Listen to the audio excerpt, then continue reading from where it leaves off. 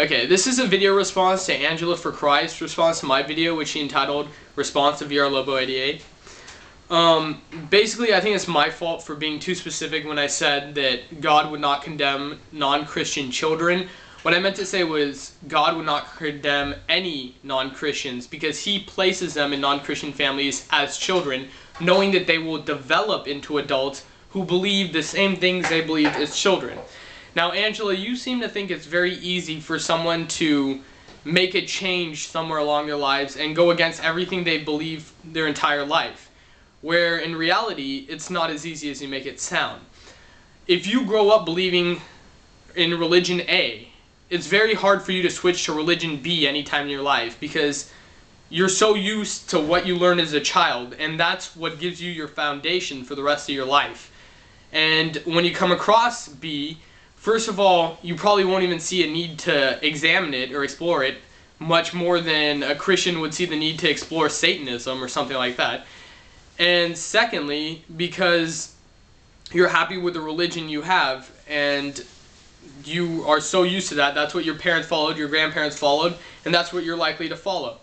I mean, just as it's very important for parents to teach their children morals and values when they're young, knowing that that's what they'll carry with them for the rest of their lives, the religion that children learn when they're young is more than likely the same religion they're going to practice throughout their entire life.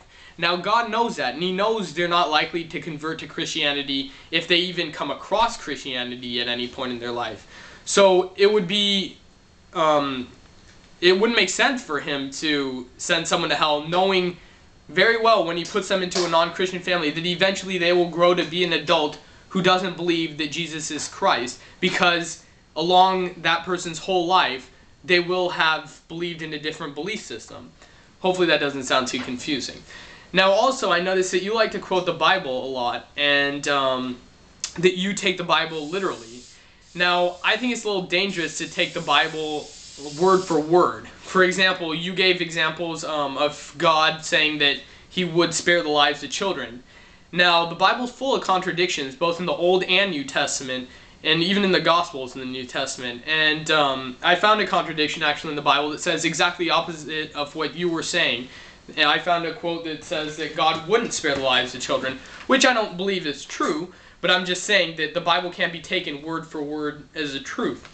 Now, here it is in 1 Samuel chapter 15, verses 2 to 3. Yahweh Sabaoth says, I will repay what Amalek did to Israel when they opposed them on the road by which they came up out of Egypt. Now go, and strike down Amalek. Put him under the ban with all that he possesses. Do not spare him, but kill man and woman, babe and suckling, ox and sheep, camel and donkey. Now in this passage, God promotes the murder of innocent children because someone attacked the Israelites. Now, am I saying that's what God wants? No, but I'm just saying you shouldn't take the Bible word for word to be the truth, because there's contradictions between the messages it sends throughout the Bible. And in response to the other video that you responded to, my video about whether homosexuals can go to heaven, I don't think you're a psychologist, and I don't think you're qualified to claim that those people aren't born that way or that they don't naturally feel gay. Now, am I saying all homosexuals are natural born homosexuals? No. I'm sure there's some people that develop homosexual feelings who are born heterosexual, but you can't just say that homosexuals aren't born, that all homosexuals aren't born homosexual because you say so. I don't think my friend made up the fact that he naturally felt attracted to guys. That if that's how he naturally felt and that's how God made him, there's nothing he can do about that. He didn't just come up with that. A 12-year-old or 13-year-old doesn't just magically, in order to cover something up, say that God made them that way. They don't lie about things like that.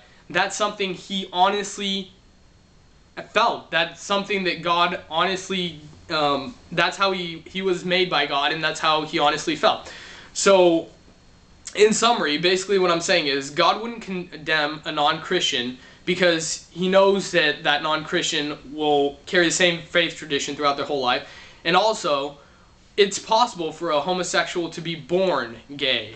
It's not necessary that they develop into a homosexual, as you seem to believe. Anyways, that's my take on things.